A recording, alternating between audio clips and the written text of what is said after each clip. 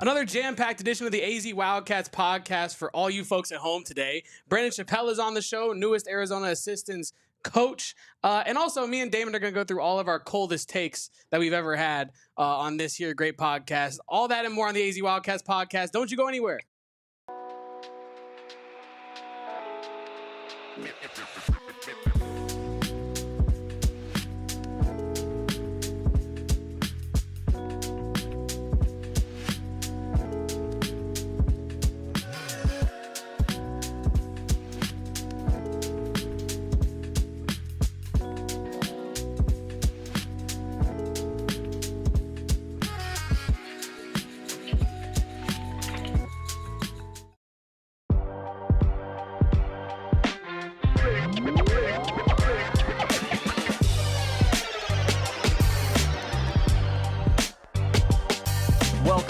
In guys to the AZ Wildcats podcast. I am Damon Farrell. He is Kevin Thomas.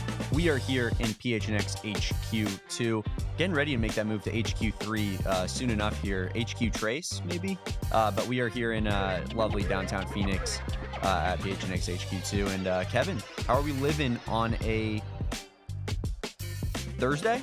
Yes, indeed, it is a Thursday. Yeah, I'm feeling good, feeling great. I'm batting 1,000. I picked up Wendy's Frosties for the office today. Shout out to Wendy's. We're going to get to that a little bit later in the show. But yeah, I'm excited to talk to Brandon Chappell of Arizona men's basketball, formerly of Texas, formerly of North Texas, formerly of UNLV, at Lamar University as well. He was a hooper. Don't forget that. Put some respect on his name. So without further ado, Damon, should we just get into it? Let's do it. We got a lot on today's here. show, so let's get right to Arizona men's basketball assistant basketball coach Brandon Chappell. How are we doing today? What's up, fellas? Doing good, man. Happy to be here. Appreciate y'all. You were telling us before the interview that you were just getting settled into your home here in Tucson. How has that process been for you? And have you hit up any of the local spots yet? Got any time, to explore Tucson, or mostly just kind of settling in right now? Mostly settling in, but I'm writing down my list. I'm trying to take all spots I need to hit up, man. I'm a big foodie too. My wife enjoys it as well. So, man, we're all about the culture, all about Tucson, man. I'm diving in 2 feet, everything, 10 toes. Well, Tucson is a great place for food. It's actually, I don't know if you know this, but it's a city of gastronomy. That means that I think there's only like 5 UNESCO there's cities. There's 2, I think, in the U.S. I think it's just Yeah. San Antonio and Tucson. I believe I thought Chicago had one, but it doesn't matter. It's you can count on one hand how many there are in the continental United States. And being a UNESCO city of gastronomy, all that means is that your food has met a certain like cultural bar, which means that there's enough direct ties back to ancestors, and like there's real history in Tucson with the food as well. So yeah, make sure to check that out. You're in the right place, coach. You are indeed in the right place. Basketball, food, Tucson's got it all. That's all I need, man. I don't need anything else. Like, I'm good right there. If you are here in the chat, make sure to drop a like on this video and drop some different food ideas here for Coach Chappell and his wife to go hit up now that they're settling a little bit more here in Tucson. But another guy who's been settled in Tucson for quite some time, spent some time, with the Lute Olson staff back in the day, and then, was the head coach up at NAU, and then you spent some time on staff with him, is Jack Murphy. So I just kind of detail that relationship that you have with Jack Murphy, and did that relationship kind of help bring you to Tucson this time around? Yeah, my Coach Murphy, man, it's fun being with him those years ago as a GA when he was the head coach at NAU, and then being with him, since I've been here, even today, his energy is unmatched. He's the same every day. And he's just all about Arizona basketball. Like, even when we were at AU, he constantly, brought former players to Flagstaff. He always talked about the culture. He bleeds it. And then so come full circle with him, and obviously Tommy, the staff, man. It's been dope. It's really been makes it feel back home already, I do know. You said it makes you feel like you're back home already, I believe. Your internet is kind of getting a little choppy on us here. So we did kind of miss some of what you had to say there. But, yeah, go ahead. You know what? I hate that my internet's choppy. It was running great, and then some slowed it down, man. But I'm gonna try to figure it out, see if I can help this connection out a little bit better. No, all good. We appreciate you taking the time out of your day, and obviously, I'm sure things are just getting settled up in your your new Tucson home. But we're still thrilled to have you on the show today. And do you have in particular? Do you have a story from coaching with Coach Murph that comes to mind that kind of just describes that relationship? um. Oh, okay. So in Flagstaff, I forgot the name of the mountain, but it's like the highest mountain in Flagstaff. And part of one of the team requirements for like that incoming season was, as a team, staff, everybody, we had to climb the mountain and get all the way to the top. It was like 3 hours up, 2 hours down. And Murph, man, he trained for it for like a month straight. He'll come in the office, he'll be sweating. You could tell he was working for it, and everyone's like, man, we'll do it when we get there, like no big deal. And when we get there, elevation and everything, Murph was ready to go. He was racing, he was competing with guys, and we were like, okay, Murph, I see you, man. You trained and you conquered. Salute. He does indeed conquer any goal he has set for himself, it seems, right?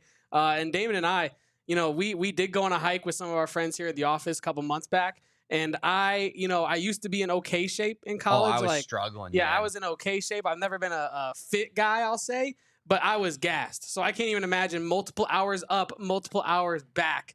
That is some real commitment. And you got to be committed to being a good recruiter as well, to do what Jack Murphy and, the rest of Arizona's staff, now you included, are going to be up to coming up soon. But I feel like a lot of fans, me included, maybe Damon included, don't have a great grasp on like the different styles of recruiting. You know what I mean? Uh, how would you describe Jack Murphy's recruiting style, and what is he kind of like as a player to coach kind of relationship? Yeah, you know what? I've noticed quick, from being here with Tommy and not even just Murph, TJ, and the rest of the staff.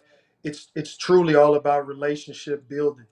That's the number one deal, where you can play, you can be talented, you can have all these expectations, but if your character and valuing good relationships, and if that doesn't match up, it really doesn't work.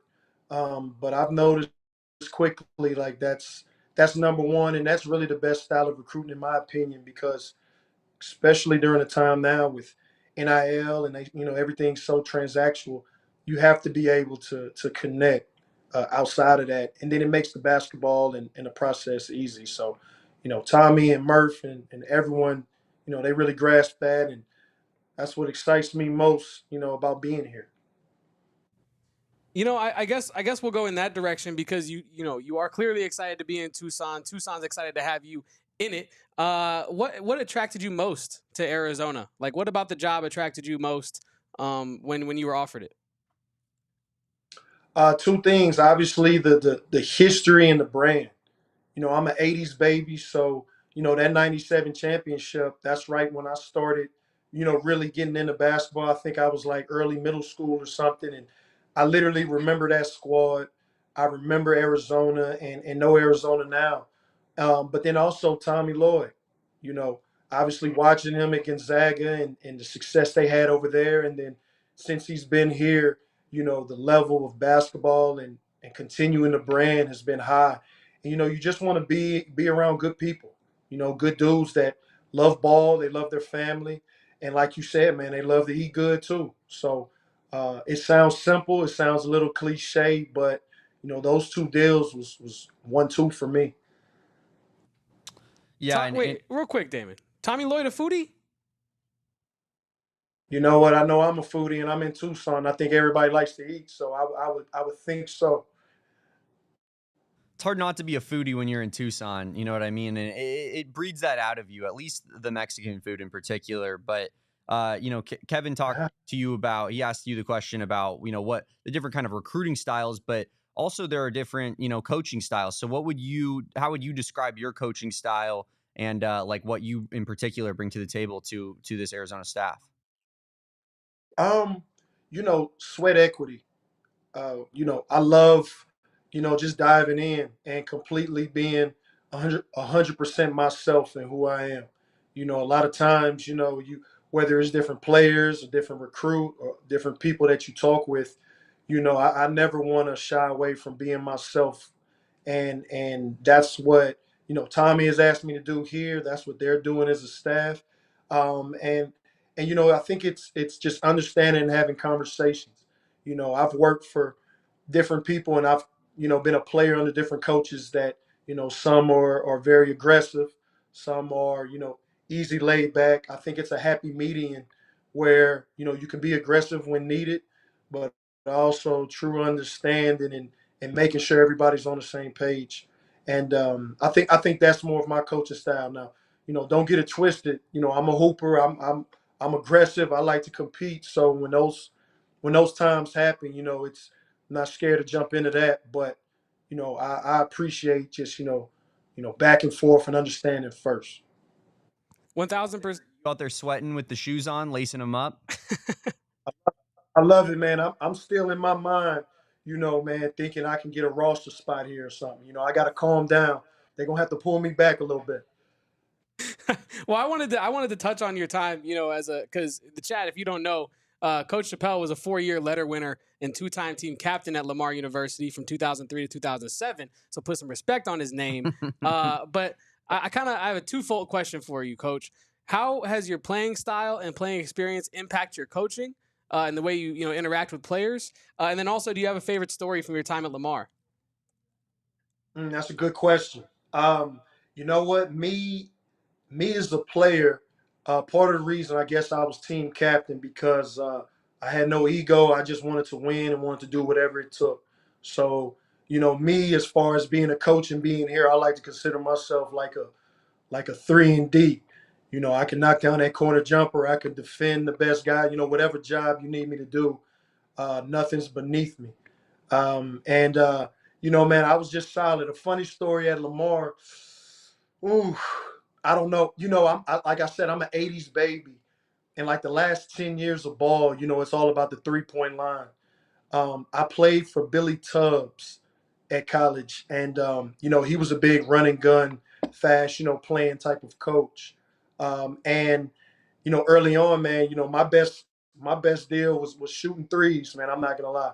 So kind of, in this era now, I would love it because that 3-point line is valued so much. But my coaching staff used to be like, "B, stop shooting threes, stop settling, get in the paint." And I'm like, Coach, hey, I'm not as fast enough to get there. My best shot is a 3-point shot. So, I just, the new brand of basketball now, I think I would have been all right in it because, shoot, that's all I did. 41 from three in your junior season in 2005, 2006. I'll tell you what, we could have used that a little bit last year because the 3-point percentage last year was not ideal, I would say. A lot of other strengths in this program, but not perimeter shooting, and hopefully that looks to improve upon next season with you in the fold. But I know you've just getting settled in. You obviously didn't put a ton of the man hours into recruiting this class that's coming in because of your recent addition. And on top of that, you're just getting to meet the players that are on the current roster. But from watching the film, from your limited interactions, is there any particular player that really fires you up to be able to coach? Another good question. I don't want to. I'm still meeting the guys right now. They're trickling in this week. Really being excited. To be with all of them. I think. Man, like even Tobey today, even seeing him today, Dwayne, he's in town now. Getting a chance to just dab these guys up and just introduce myself. I reached out to a couple others through text message, but man, I know it sounds biased or riding the fence, but man, I'm really just excited to just build relationships with everybody. I think the cool thing with me being at Texas last year and or the last 3 years, we look at different guys and there's we recruit similar players. Even as when Caleb Love was leaving North Carolina, we would love to get in the mix, and Arizona beat our butts on that one and got them. But we all kind of recruit and mingle in the same circle. So I'm familiar with a lot of the guys. I've seen them and watched them. And also been a fan of Arizona, just watching Big 12 basketball this past year too. And so, man, it's just promising, and man, I'm excited. Mentioned meeting Dwayne Aristode, who's now on campus. I feel like he's a guy that Arizona fans have somewhat underrated just because of the more bigger names of Koa Pete and Braden Burries that are in the slightly higher recruiting ranking. What can you tell us about Dwayne Aristode? Like, what should Arizona fans expect? Man, high energy, and kind of like how we said at the beginning of this conversation, that character piece and that commitment to want to be in Tucson and truly be a Wildcat. He pours that. Right when I met him, he hopped off the golf cart, gave me a big hug, like, "What's up, coach? Let's do it, man. We here." He is going to be an energy giver, number one. And he's just as excited as me, as the rest of the staff. And from being in this business, like, that's all you can ask for, is that guys come in with a optimistic and a clear mind, and put both feet in. And he clearly poured that. And then even, with Tobey being here and greeting him, Tobey's even showing leadership right now, and taking him under his wing, and being like a big bro. So, the vibes are real. The excitement's real. And I think Dwayne's going to be a big time energy giver. Well, Coach, we certainly appreciate you taking some time out of your day to talk to us. I know you're a busy man getting everything moved to Tucson. Make sure to check out the eats down there, though. You got to start exploring the food. Got to eat at least every day. So, new place every day. Who knows? Who knows? Maybe we'll have you on the show another time, and you can update us on your food explorations in Tucson. But like I said, we appreciate you for popping on today, and we look forward to watching you on the bench this season. Man, I appreciate you guys, and then we definitely got to run this back, man. I promise you, my internet connection is going to be as fast as we're going to play this year. So, second round on that. We're going to test you on that one, Coach. We appreciate you spending the time today, popping on, and good luck with the rest of settling with your new move. No doubt, man. I appreciate you guys, man. I'll definitely be following you, and I appreciate you. New Arizona assistant coach, Brandon Chappell. Thank you so much, Coach Chappell, for giving you your time. That was a great interview, Kevin. We'll be debriefing that and maybe getting into a little bit more of the recruiting parts of Arizona basketball. And we'll do that right after the break here on the AZ Wildcats podcast.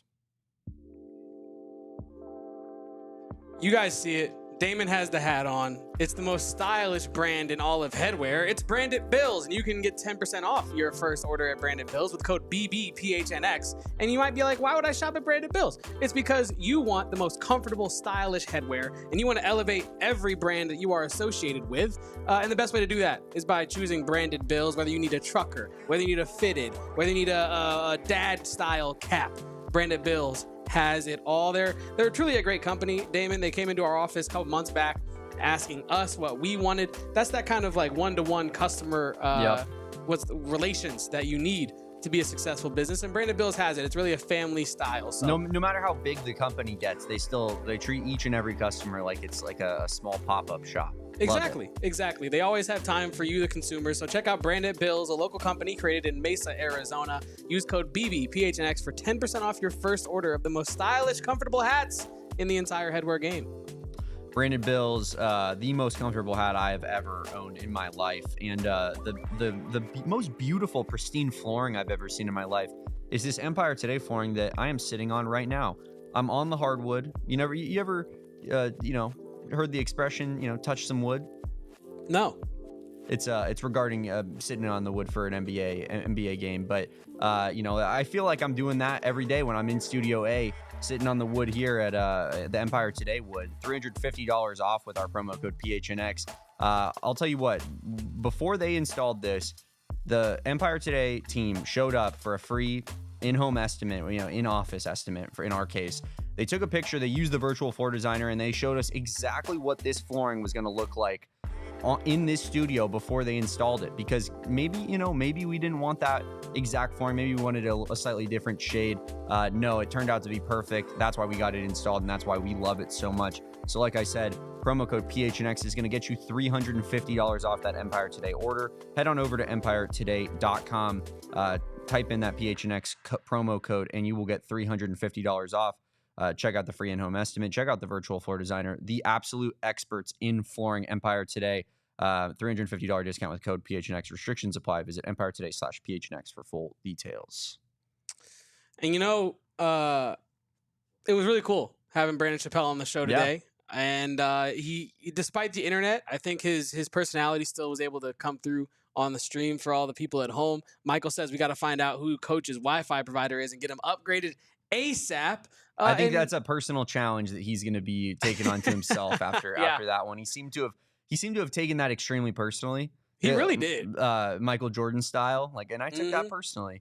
So yeah, we will be testing his Wi-Fi in the future, Kevin, when we get friend of the program, Brandon Chappell, back on. But I will say, you mentioned it on the show, for a basketball coach that considers himself a foodie and that's their other thing that they enjoy, is there a better place in the goddamn world to live than Tucson, Arizona? It's like a kid in a candy store, man. No, the only other spot I could think of isn't even on the continental U.S. It's like Spain. I think Spain might be awesome.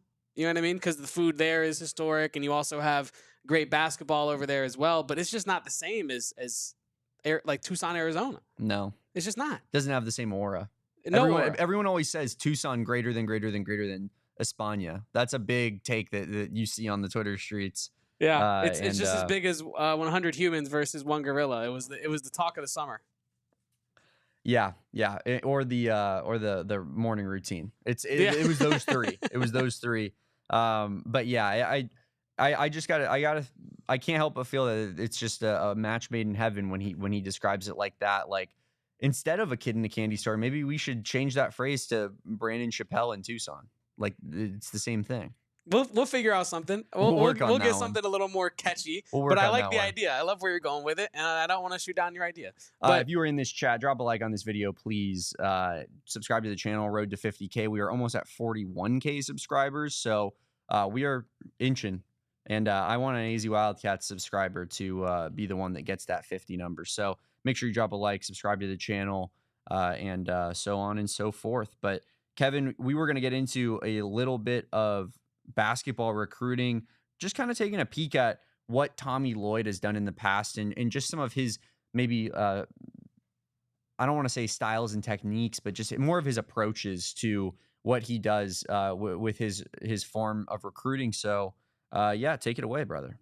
Yeah, so yesterday I was sitting to myself thinking, I was looking at the 2026 class, and I was like, honestly, I'm an only child, Damon. I was feeling a little impatient. Why can't my Christmas gifts be here now? I want them now. I want to know who Arizona's going to have on the 2026 team before 2025 is even tipped off. It's that time of the offseason, Damon. And so I was thinking to myself, how could I try to, you can't predict the future, but how could I try to give myself some sort of indication of what Arizona is capable of doing in the recruiting ranks going forward? And so I took the time and I went back and I looked at every class of Tommy Lloyd's time here at Arizona so far. That is going from the 2021 class up until this most recent 2025 class. And I tracked three things. I tracked the notable players that they offered and did not get. I tracked the players that committed, including transfers. I tracked the hit rate, which I constituted as the percent of players they offered to percent of players they got in.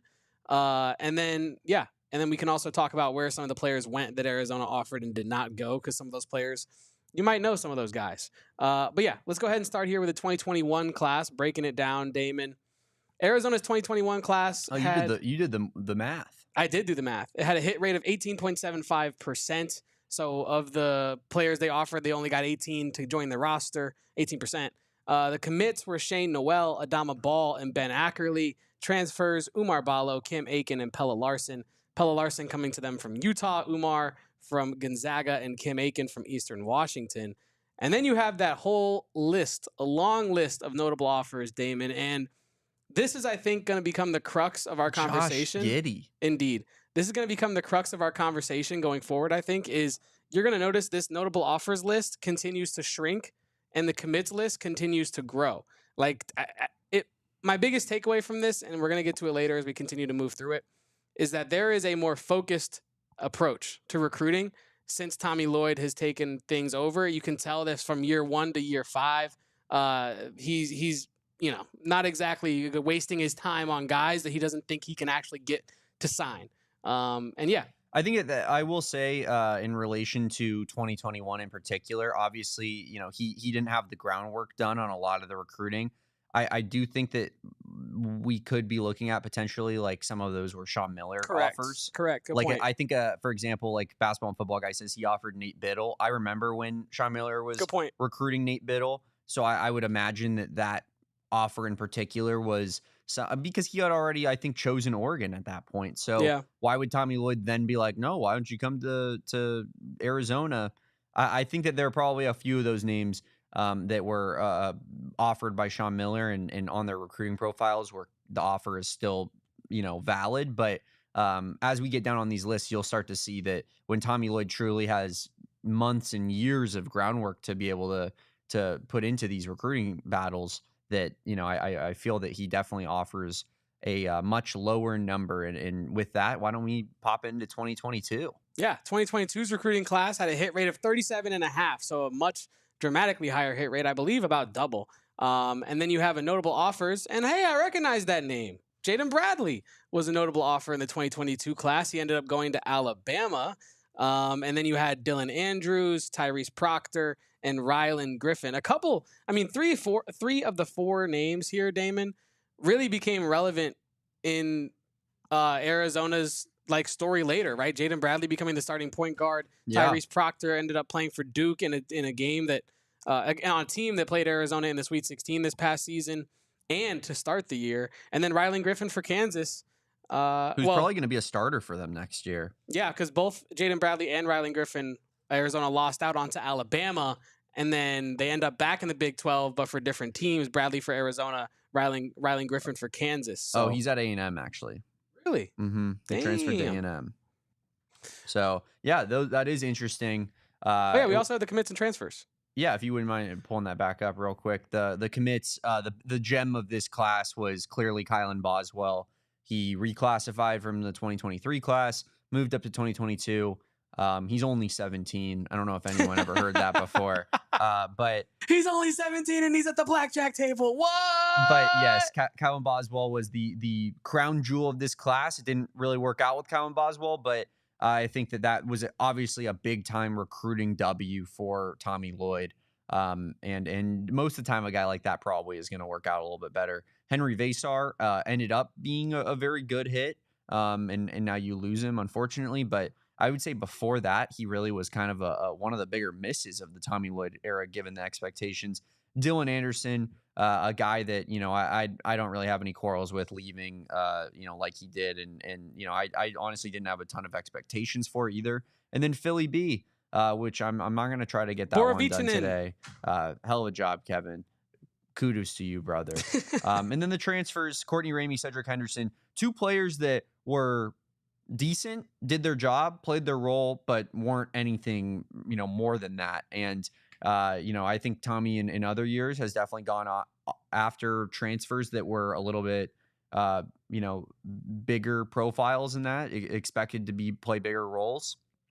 And those guys have worked out too. So he's clearly getting better in the transfer side of things as well. Like you look at that first transfer class, and that was obviously where Tommy did a lot of the groundwork. Would you actually mind pulling up 2021 one more time? Of course I do. So Shane Noel, I believe, was a Sean Miller commit, stayed committed. Adama Ball, obviously a Tommy Lloyd, international recruit that got brought in. And then Ben Ackerley, wasn't he a walk-on?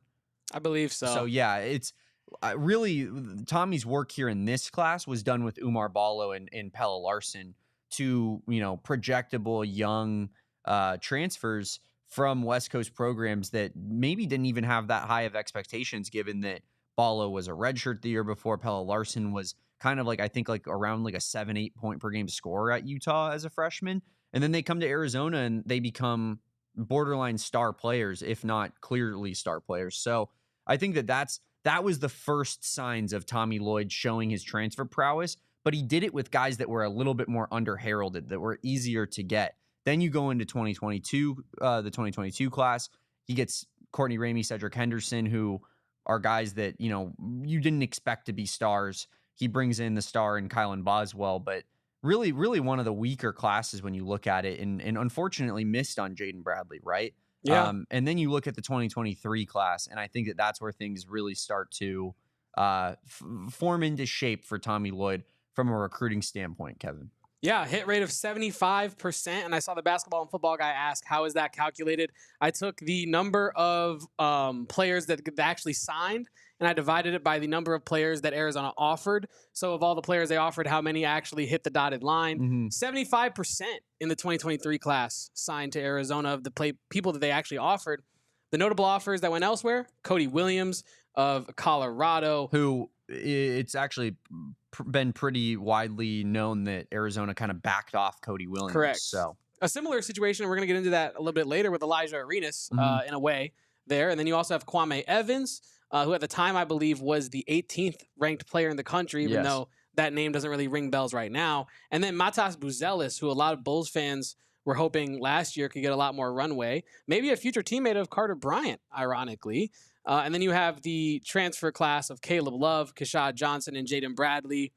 Insane work there. Like, that's 3 for 3 from a transfer perspective. And then you have the commits of KJ Lewis, Paulius Morauskas, Matthias Krivas, Sven Jotmo, Jackson Cook, and Conrad Martinez.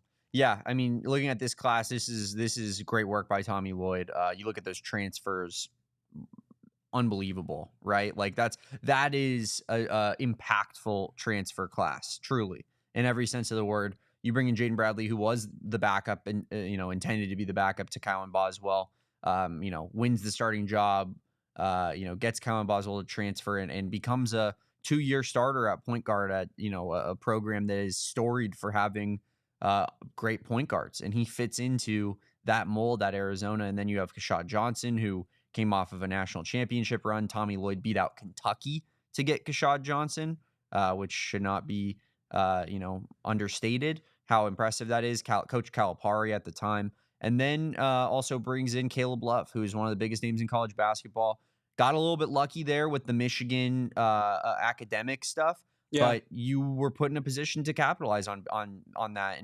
And luck is what's the saying? Luck is when skill meets preparation, and nailed it. And Tommy Lloyd is a skillful recruiter, and Arizona was prepared to pounce on that opportunity. And you bring Caleb Love in, and the rest is history. He's a 2-year starter, star player on the team. And I think really, despite being somewhat of a polarizing player, kind of a fan favorite among Arizona circles. So that transfer class is just chef's kiss from our guy Tommy Lloyd.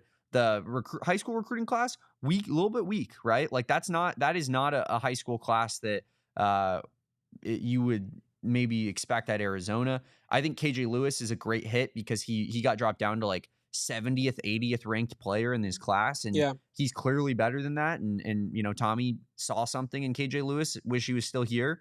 But he's a good college basketball player. The rest are Jags to mid-major players. I guess Mo Krivas was on there. Like you have higher expectations for a guy like that. Right? Yeah. But and really, I think that you can, the true referendum on what this high school class will be relies upon Mo Krivas, right? Because he's the only one that's still, I think, in the building.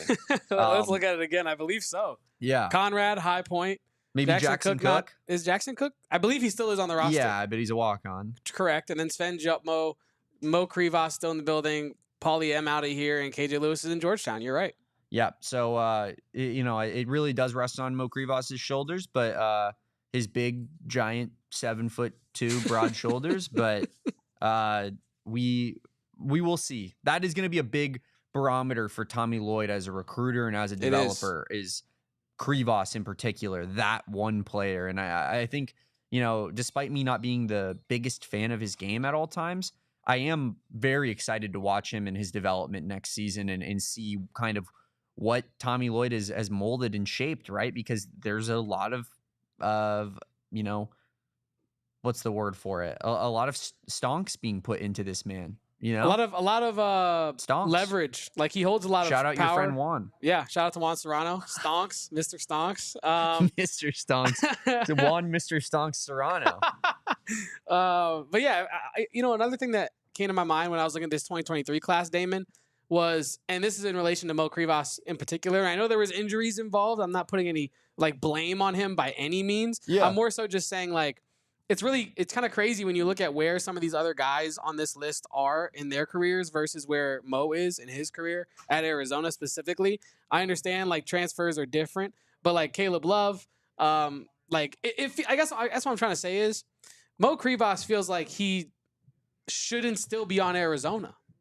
Right? Like, am I wrong on that? Well, yeah, it's a little odd, I think, in today's day and age, given just how fast people are to, Like up and leave and whatnot. But I just think that it goes to show how much Tommy Lloyd has invested in this player. I'm sure the conversations behind closed doors are very much like, you are a key cog in this program, one of the faces of the future of this program. Do not go anywhere. And Mo Krivas, to his credit, again, like, I'm going to say it a million times till my face is blue, but like, I'm not the biggest fan of the player, the profile of the player. You got to give a ton of credit to a guy like that being like, you know what? I will stick it out. I do believe in this guy. I do believe in this coach who has proven time and time again that all he does is develop big men. And unlike a Henry Vasar who jumped ship for more minutes, more money, whatever, you name it, Mo Krivas is like, I will stick this thing out and I will ride it out. Because I think it's my best chance to be a high-level basketball player. And that's something that you have to respect and give a lot of credit to, in my opinion. I totally agree with you. And I feel like, you were talking about Henry Vasar potentially going to UNC for this, for that.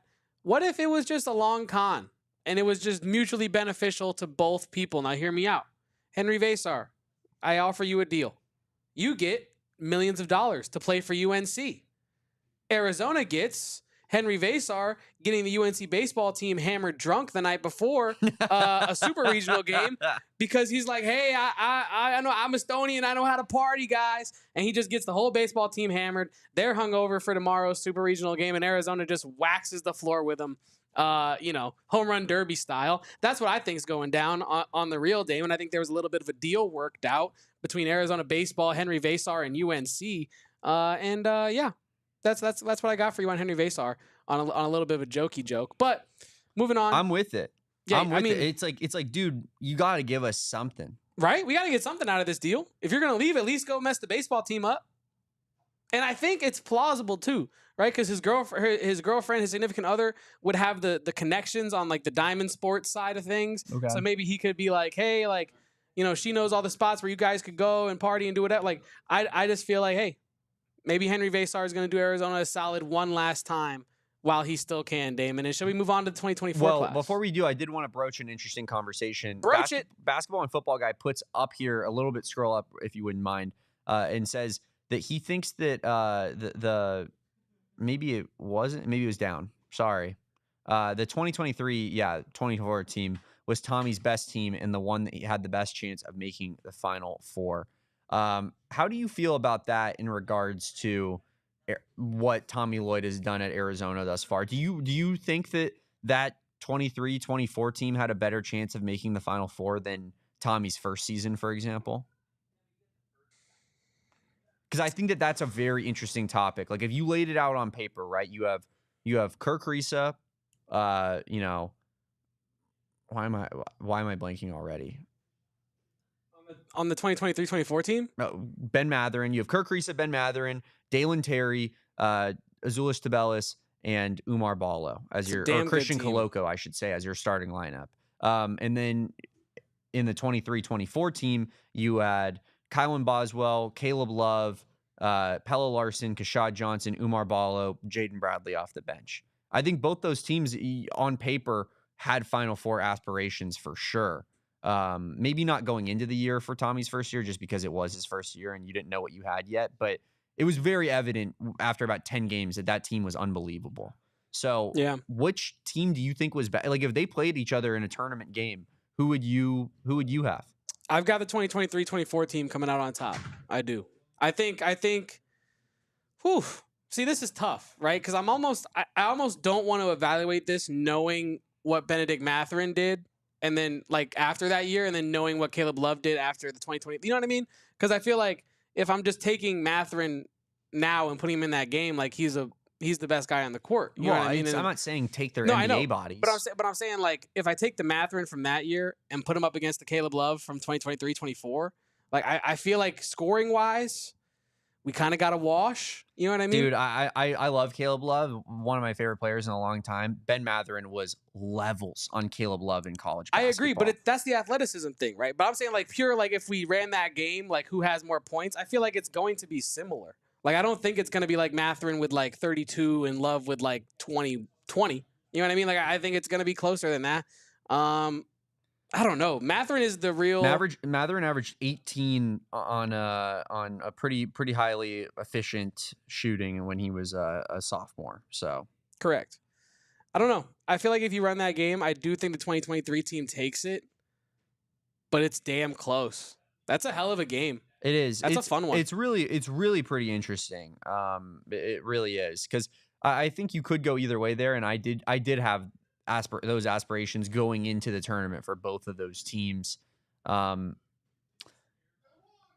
guess it's also interesting in the fact that both teams' point guards were probably by far the weakest position on both of those rosters. Like you look at the first year, Mathurin, Dalen Terry, Tabellis and Koloko is disgusting as the 2 through 4. That's unbelievable. You look at the 23-24 team, Love, Larson, Kashad Johnson, Umar Ballo is almost equally as good. But Kirk Risa and Kylan Boswell just weighing it down, the two of them single-handedly. Yeah. I don't know, man. I really don't know how to give an answer on that. I think so. Here's what I'll say. I think Koloko was better than Ballo, right? I think Kashad was better than Tabellis. Is that a crazy take? Not at all. Like the thing with Tabellis is that he had all the skill, but none of the mentality. Statistics, right? You would think that I'm insane, but I just don't. I think I'd rather have Kashad Johnson if I'm trying to win a national championship. Can I be maybe a bridge into the disrespect category? Mm-hmm. I feel like I take Kashad Johnson 10 times out of 10 over Azuolas Tubelis. And I just wanted to make sure that I wasn't losing my mind. No, I think formulating that in my head. I think it's because you actually watch the games, and I think that Tubelis has so much skill, but he's not aggressive. Like in fact, he's the opposite of aggressive in terms of like taking on his man or like going to get a bucket. He had those moments, but like it was not consistent. Kashad Johnson was out there every second on the basketball court trying to make winning basketball plays, whether it be diving on the floor, glassing a shot off the backboard, doing whatever he had to do, hitting an open three from the top of the 3-point line when everyone's like, oh no, oh yes, I would take Kashad Johnson in this hypothetical scenario. Kashad Johnson is putting Azuolas Tubelis on clinks. If they're guarding each other, like he might as well be wearing handcuffs. There's no way he would be able to deal with that level of physicality and athleticism. But so I think I would go Koloko over Ballo, Kashad over Tubelis. I think Dalen Terry and Pelle Larsson is really a wash. Like I can't pick one between those two players. Ooh. I think that's an extremely close race there. Two very balanced players as well. Pelle a better shooter, but Dalen probably a little bit better of a defender. And probably a little bit better athlete as well. Definitely a better ball handler. Yeah. Although Pelle is a good athlete. He is. But yeah, I think that one is super close. It is super close. I think I might give the edge to Pelle there. Okay. I don't hate it. Just because I'm fine with either one. I think he could do more things offensively in college. And I think that he can't PNR ball handle like Dalen Terry can. That's true. And that's not to say he can't do it at all. He was a very good pick and roll ball handler for being a wing, but Dalen Terry was essentially a point forward. So that's what made having Kirk Risa out there not that big of a deal, because you had a guy in Dalen Terry who was very comfortable basically being the de facto point guard, who is 6'7" and could handle with ease. And then so Kirk Risa can be off ball and shoot 27% from 3. Like that was what you had Dalen Terry for. I might lean a little bit more Dalen Terry, but that was extremely close for me. And then I think I'm going Mathurin over Caleb Love.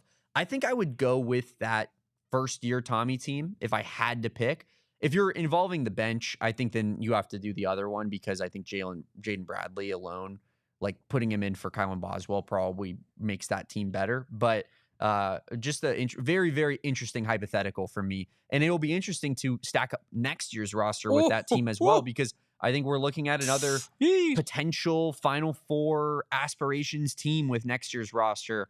So yeah, it will be hopefully that Tommy Lloyd is a similar caliber team that we can kind of make a 3-headed snake monster out of and compare. And hopefully this one goes a little bit further in the tournament. Also, I think that team could have made the Final Four if it wasn't for Houston. And we talk about it all the time. But that Houston team, the most underseeded team, maybe in the history of college basketball, unreal. Never seen anything like it. Whereas that team that we were talking about from 23-24 choked away a game that they had no business losing. Yeah. And I don't think that 2021 team or the 21-22 team loses to Clemson in that game. I really don't. I think they ran into a juggernaut of a team. But that was enough discussion on a very pointless trivial topic. No, I think it's fun. It's fun to go back in the time machine and clash teams together and see who comes out on top. Kind of like a little battle royale situation. I mean, we honestly, it's the summer, Damon. We could do that one day. Go through all the best Arizona basketball teams of all time, throw them into a battle royale and see who comes out on top. That could be fun. But shall we finish evaluating these recruiting classes before we get into our... real quick says he agrees with our Kashad Johnson take. Duh. Confirmed. Stamp it. That's 3 for 3 here of hosts and co-hosts and fill-in hosts on the Easy Wildcats show. Indeed. Saying Kashad Johnson over Azuolas Tubelis. But why don't we look into that next class here, Kevin? And it is that 2024 class. 55.5% hit rate in 2024. And then you also had Carter Bryant and Emmanuel Steffen as the main commits there, the only commits there. Notable offers, Derek Queen, never heard of him. Josan Sanin, we all remember that. Will Riley, Zoom Diallo, great name. Jamari Phillips, we all remember him as well. And then Jeremiah Fears. I always forget that Arizona offered Jeremiah Fears only for him to come back and cost them in the Maui Invitational years later. It means everything. It means everything. Arizona fans will never forget. They can't sleep at night thinking about that Maui Invitational. Would you mind throwing that back up there one more time? And then you have the transfers, ADO, Tobe, and Trey Townsend. Yeah. So I would say that this transfer class is much more like the Cedric Henderson, Courtney Ramey transfer class with Anthony Del Orso and Trey Townsend in particular, bringing in guys that could fill roles, but maybe weren't, that transcendent type of needle mover that you needed. Trey Townsend was probably supposed to be, and just probably the biggest miss of the Tommy Lloyd era from a recruiting standpoint. But all credit to him for being able to nab who was the other transfer on there? Tobe, yes. Tobe Waka was I think you probably projected him to be more like a Courtney Ramey, right? Like a big school transfer to come in and play a role. And he almost was he almost played above that role. Yeah. I feel like he played better than my expectation level. I knew he was a rebounder and that was what we were getting out of him, but he is a true glass cleaner in every sense of the word. Like, there's not a single player in college basketball, even like if he was going against like Zach Edey, I would have expected Tobe Awaka to win that rebounding battle. He's an unbelievable rebounder. He showed more shooting touch and prowess than I thought that he had. So yeah, Tobe Awaka, huge hit. Carter Bryant, huge hit. Maybe was deployed a little bit sparingly for my liking. I would have liked to have seen a Carter play a lot more, but that being said, I think Carter was clearly a very, very good player, and we wish that he stayed around for one more year. But overall, not the strongest class in the world. That's for sure. No, but I think when you look at this class, I will say a step back from the year before. Correct. And then you look at the 2023 class, which you had multiple impact players in this one. KJ Lewis, Caleb Love, Kashad Johnson, Jaden Bradley. Yeah. Even Conrad Martinez got some run. You know what I mean? And Krivas. And Krivas is going to likely play a huge role on next year's team. Mm-hmm. And then you look at the 2024 class, Carter Bryant, basketball and football guy saying future son, and then Emmanuel Steffen, who's now at UNLV. And then Anthony Del Orso, who's been fine. Tobe Awaka, who's been great, I would say. And then Trey Townsend, who, he's not going to be on next year's team. He's Trey Townsend. And yeah, he's Trey Townsend. He's a great guy. I would say that Hall of Fame nice guy. If you got Will Riley there, which Arizona was at one point, I think it looked fairly likely, and then he ended up going to Illinois. I think that changes the direction of the class drastically, because Will Riley was a very good player last year for Illinois. averaged 12.5 points per game, 43% field goal shooting, 4 rebounds, 2 assists. As a freshman, 6'8". Like if Arizona could have added that player to their class, I think that class would have been very, very solid. Derek Queen, another one. I don't know really how close they were to nabbing Derek Queen, but I don't think very likely. He felt like all the way in on Maryland from the get, right? But it definitely is just it goes to show that like they were like one big piece, I think, away from that class being decent. And now you look at the current class coming in, and this is special. This deserves an air horn, does it not? Does this not deserve a? Love it. I think that deserves an air horn, Damon. It certainly does. 66.6% hit rate. And then you Scary, also spooky, a little spooky, little spooky. But looking at some commits, Braden Burry's Coapete, Dwayne Aristote, obviously the class of those commitments. You supplement it with Bryce James, C.D. Gay, Mobile Mawut, and Ivan Karchenkov. Woo, woo, woo. Damn it. Almost nailed it. And then you also have transfer Evan Nelson, friend of the program, friend of the dog. And then, I mean, some of these notable offers I think are interesting to look at. Xavion Staten, who ends up at BYU. Tunde Yesufu, I believe, ended up at Baylor. And then you see Elijah Arenas, who we all know Arizona seemingly chose Braden Burry's over Elijah Arenas, who ended up going to USC. Michael Brown, we were talking about yesterday, Louisville, getting a lot of love for that class. And Derek Dixon, who's going to be a Henry Vasar teammate at UNC. Overall, a different approach in class for Tommy Lloyd. Definitely a lot more high school heavy than we've seen in past years. Like you could tell that Tommy was using the transfer portal to, I think, fill particular back end starter / first guy off the bench roles. And this season, it's a little bit different because he has a lot of those guys in place already as upperclassmen.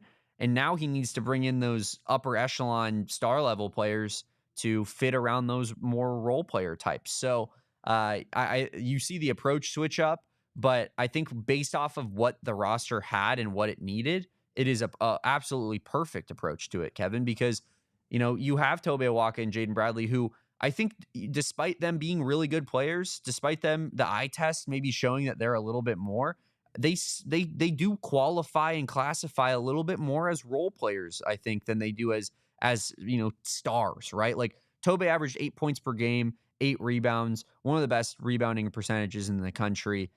Same with offensively as well. And then, you know, Jaden Bradley is an 11 point per game scorer, very consistent. But you know, they're more just kind of steady guys, I feel like. And now you bring in the Coapetes and the Braden Burries of the world who, you know, can take it up a notch, can take it to another level. And that's truly where I think that this next class is special for Tommy Lloyd, and far and away his best high school class. I mean, just genuinely not even close. Like you look at some of the, would you mind just pulling up? Let's go list by list. High school guys. I mean, Braden Burry's Coapete, Dwayne Aristote. And then if we just start rolling down here, Carter Bryant, like, is the only caliber player in that level. KJ Lewis wasn't even on that level, but we can count him. So that's one in that class. Boswell, one in that class.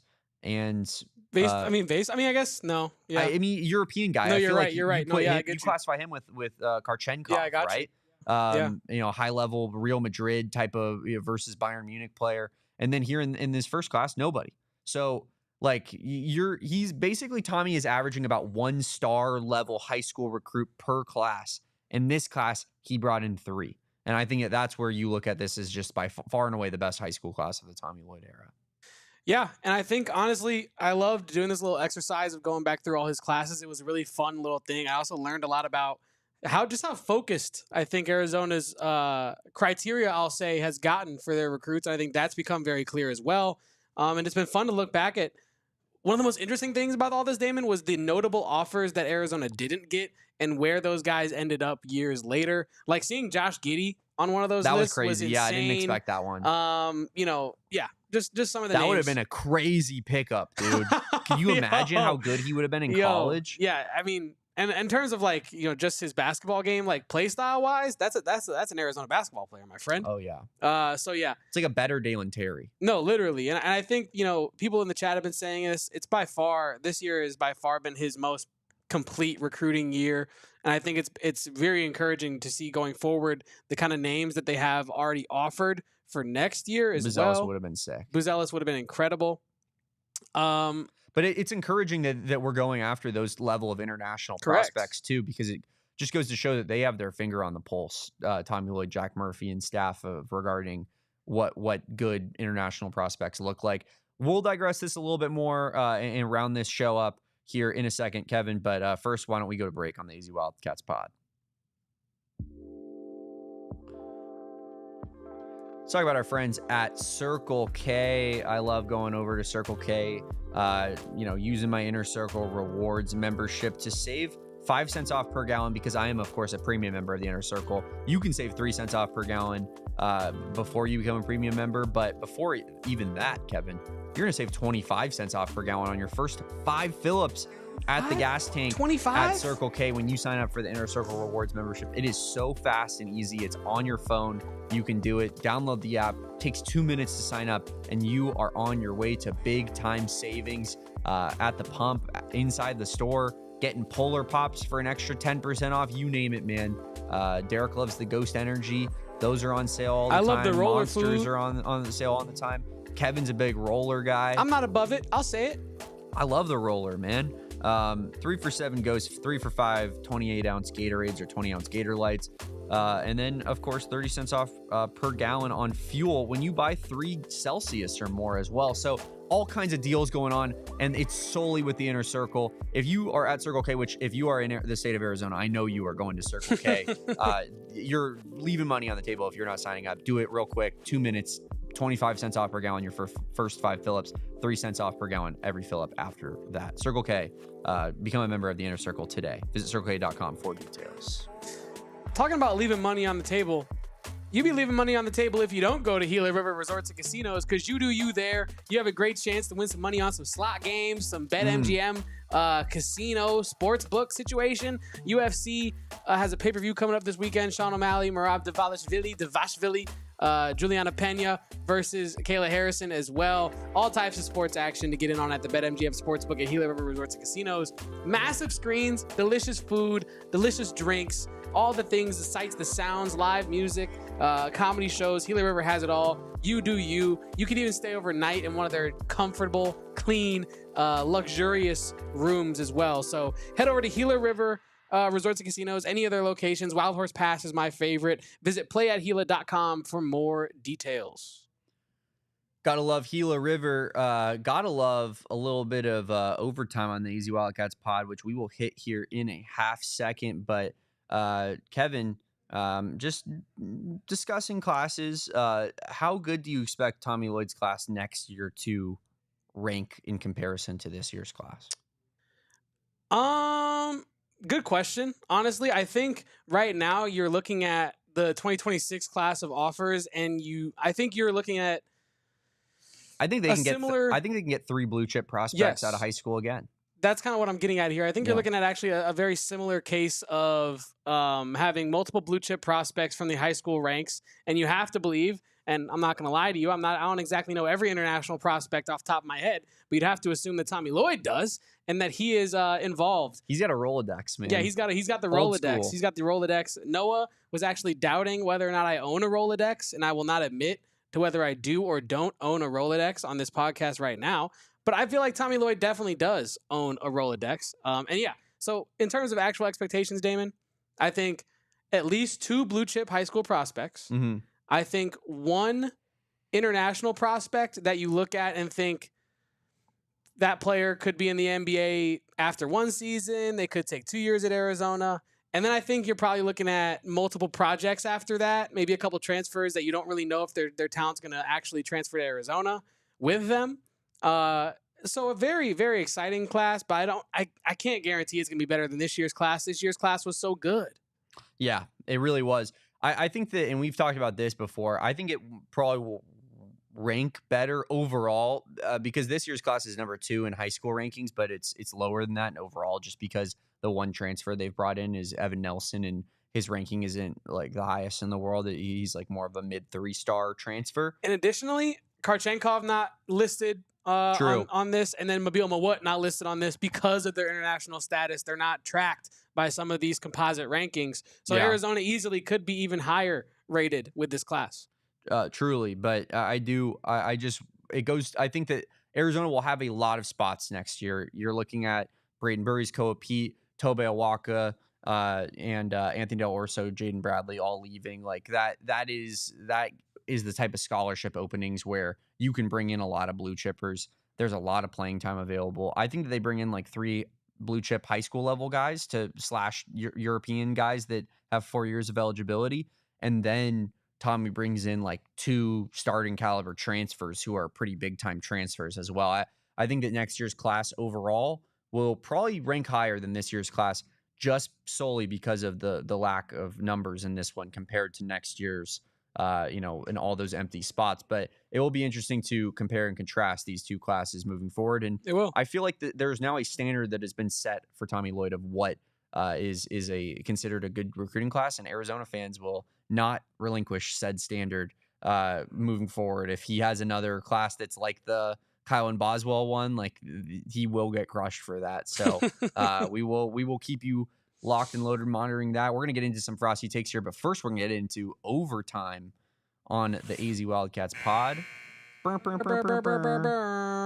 you guys for rocking with us in overtime on today's fine Thursday edition of the AZ Wildcats podcast. Drop a like on this video if you haven't done so already. Subscribe to the channel. And Kevin, did you want to get into said Frosty takes?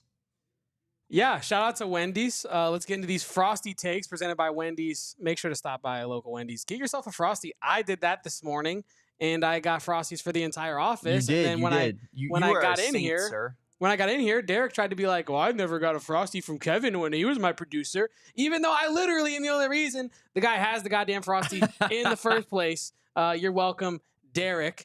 And also, you're welcome, Diamondbacks, because I relinquish my spot as producer for you, Damon. You don't get to take credit. Oh, I'm taking credit. Oh, you're listening to it right now. You don't get to take credit for being a loser and leaving. Okay. Maybe that could be the first Frosty take. Can that be the first Frosty take? Sure. Yeah, that could be our first Frosty take. Derek, of course, did the first Frosty take, I believe, at the entire company earlier on the postgame show. I'm sure Sun Devils did theirs. If they were to do theirs, is there a better Frosty take in the entirety of PHNX Sports than not only will Koa Pete be we should have pulled a Sun Devil? We should have pulled that. Koa Pete will be a Sun Devil legend. My God, so good. Right out of the mouth of Eric Ruby. Koa Pete will have his face carved into a mountain in Tempe, which is by the way the garbage A mountain. It is garbage A mountain. It's so trash, dude. It looks nothing like it's Timu A mountain, bro. Yeah, it is Timu A mountain. But real quick, regarding the Frosties at Wendy's that they got going on right now, if you guys haven't checked this out, Wendy's has an all new twist on their Frosties that, their classic Frosties that we all know and love. Frosties are, the absolute best when it comes to, a dessert at a fast food restaurant, right? Like nothing beats a good cold Frosty from Wendy's.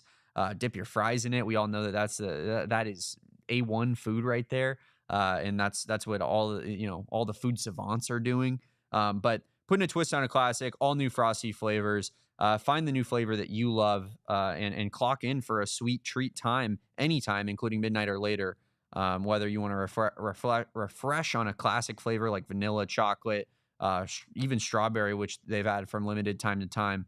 Now they got Pop-Tarts, Oreo, brownie batter. Like it's insane, Kevin. Never thought I'd see the day where Wendy's has different types of Frosties like this, where they're trying to add in the different creations and candy and whatnot. It's unreal what they got going on over at Wendy's. I'm looking for someone to go get us our damn Frosties. Yeah, no. And I'm almost about to get up my damn self and put you on a one shot. That's classic AZ Wildcats. Do I go get the Frosty myself and take 10 seconds? We might as well not even be on air right now, This Kevin. is crazy. I mean, can I get a Frosty?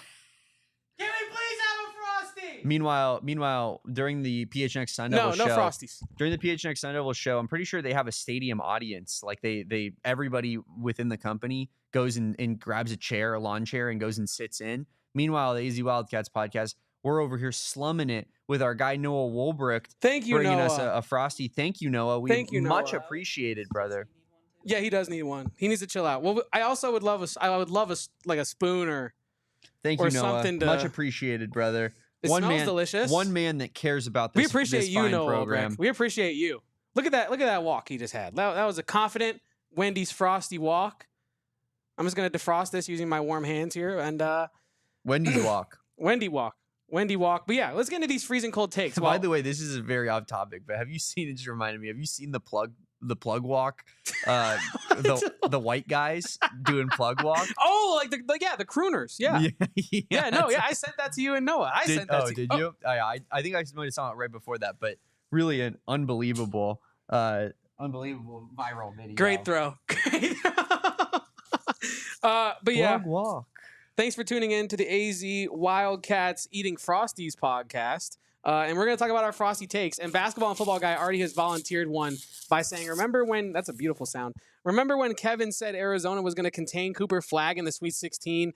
That should be the freezing cold I don't take. remember that. I think I erased that from my memory. I do. I didn't. Okay, I did say he was going to be contained. I said he was going to score like 20 or less. Mm-hmm. And he did better than that. Sam Albert says the 1950s vibe of those guys is hilarious. And yes, it is hilarious. I'm glad that our chat, we know exactly where we're coming from here. Ball knowers in this chat. Let me sample this Frosty, Damon, while you know what, Damon, I'm going to let you take the floor here because this one's unreal, by the way. Which one is it? I think it's got some caramel in it. I think I have the strawberry one. I have some strawberry in there. That is really good. Wow. Is yours like the strawberry Pop-Tart? Mm-hmm. And it actually, no lie, tastes really good. Like, I need more of these, and I will be going back to get them. Yeah, like I was saying, Frosty cold takes. Yeah, I got caramel. That's what this one is. Let's get into the first one. We have my tweet from... Hell, when was this? This was preseason basketball. I should have grabbed the date in there too. I didn't. That was my fault, chap. I said, can't sleep. Thinking about Trey Townsend crashing offensive glass and getting putbacks. That is all.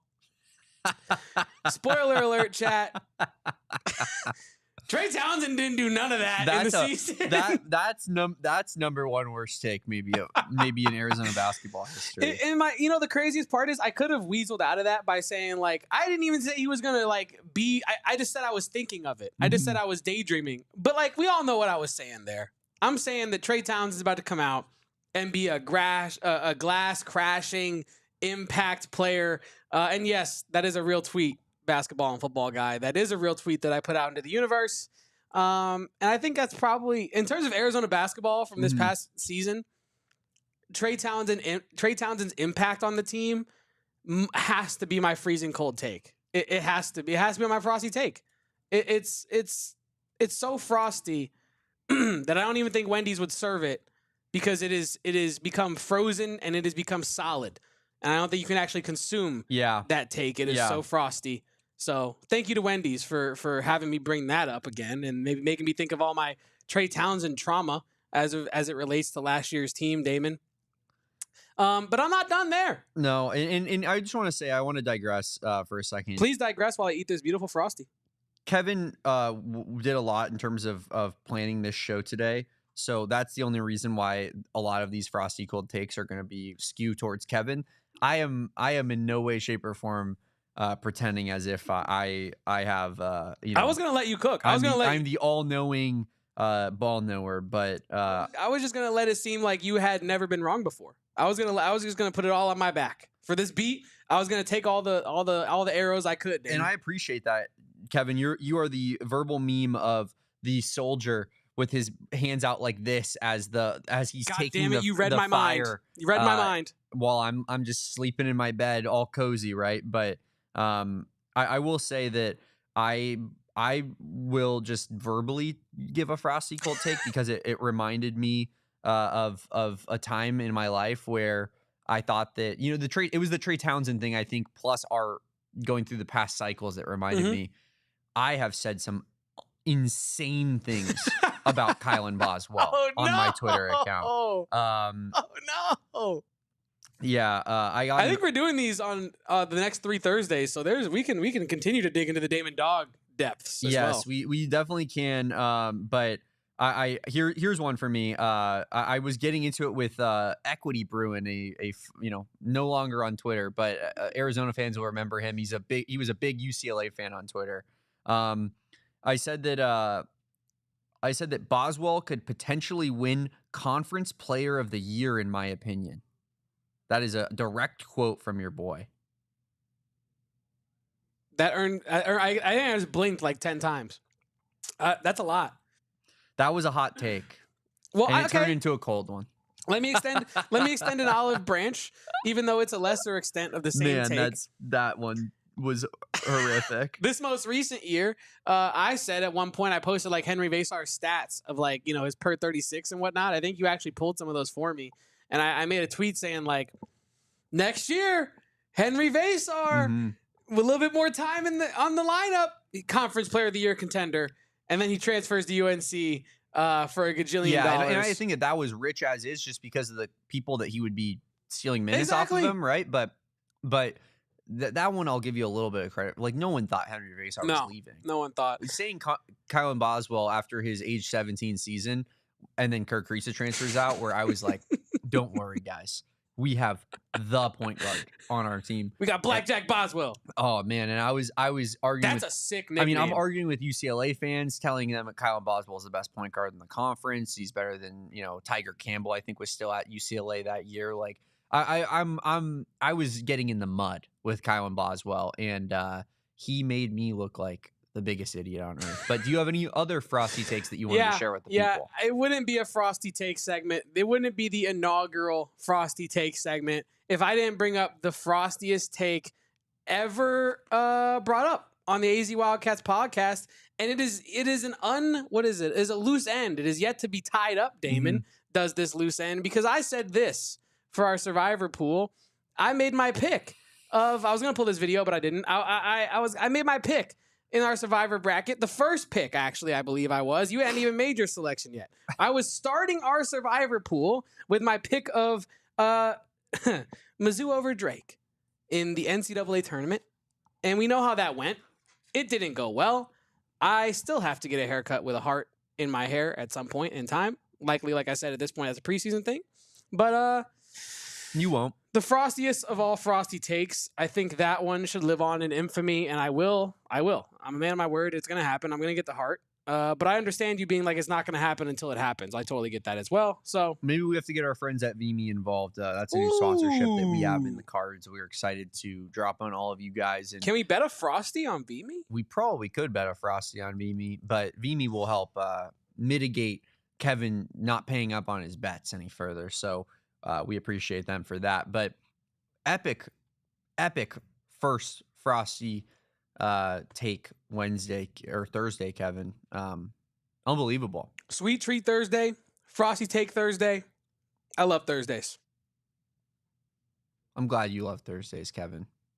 I just love life, man. That's just that's my vibe. That's what I'm on. Just loving life. Totally, brother. I was thinking, I was just about to say the same thing. Yeah. And you beat me to it. Yeah. I now understand why they don't I now understand why they don't really let us eat and podcast at the same time, because I am much more interested in this Frosty now than anything else that we're talking about. And we're literally talking about the Frosties. You know what I mean? So, unless we have any more Frosty cold takes, Damon, I would love to get out of here and eat the rest of this Wendy's Frosty. Basketball and Football Guy loves this new segment. We will keep it going, good sir. So stay tuned. Every Thursday we'll be doing this. He's also right. If we had started this podcast 3 months earlier than we did, we would have some gold to look back on here. Yeah. I will say I don't want to toot my own horn. I was lower on Arizona last year than almost everybody. I think I said like 8 wins ceiling and 9 wins ceiling. I guessed 7 wins. Like, I was a little bit lower on them than most people. Obviously, they didn't even end up doing that, but I wouldn't necessarily call that like a Frosty take. I'd say some of the things that people were saying about winning the Big 12 conference. Now Certainly, it's a frosty take. I had some pretty frosty takes Arizona football wise last year, and I'm glad that they were not put on wax for this great podcast audience to listen to. But yeah, I was definitely telling my friends like, new coach, schmoo coach. I don't care. It could be Tony Kukoc coaching the Arizona Wildcats. They're gonna make a bowl next year. Noah Fafita's gonna look awesome. T-Mac won last ride. I would have loved to have seen what Tony Kukoc could have done from a play calling standpoint about 2 weeks into the season last year. I was that desperate. Let's get basketball and football guy in on the Frosty Cold Takes. Basketball football guy says, I predicted we were going to make the CFP. LMAO. Yeesh. Man. Yikes. Next year, man. Next year. Stay tuned. We're making it next year. 0.5% chance according to ESPN's FPI as described yesterday on the AZ Wildcats podcast. But we will be back on a Friday. It's been a great week.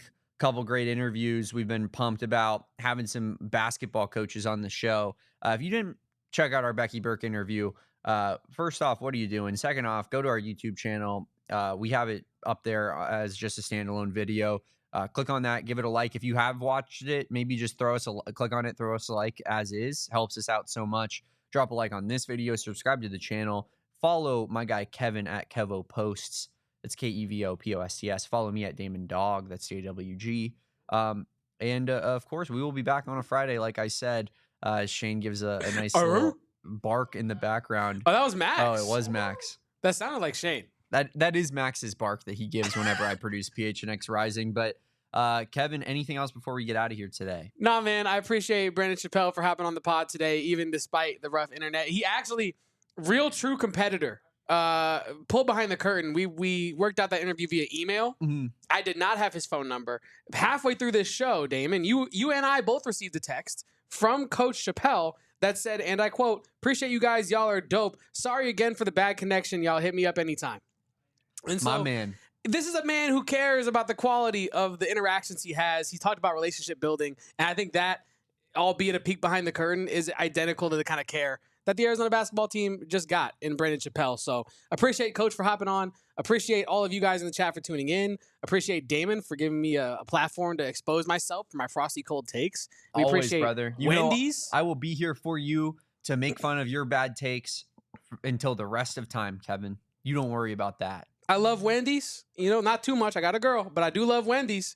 And the Frosties are going to keep me coming back. That's for damn sure, Damon. So let's get up out of here and celebrate Frosty Treat. I'll say Frosty Treat Thursday. You know what I mean? We will see you all tomorrow at 2 p.m. on the AZ Wildcats podcast. Until then, peace out, bear down. And go Cat! We all silly like the mayor.